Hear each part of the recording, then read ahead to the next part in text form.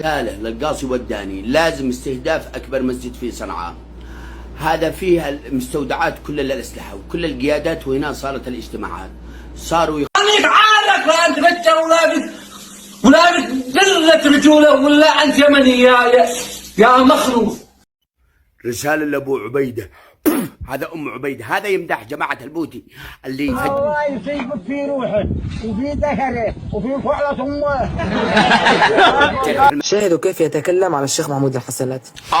بام، لا يغركمش النباح حق محمود حسنات. والله واللي بعث محمد بالحق إن هذا ألعن من الشيطان نفسه.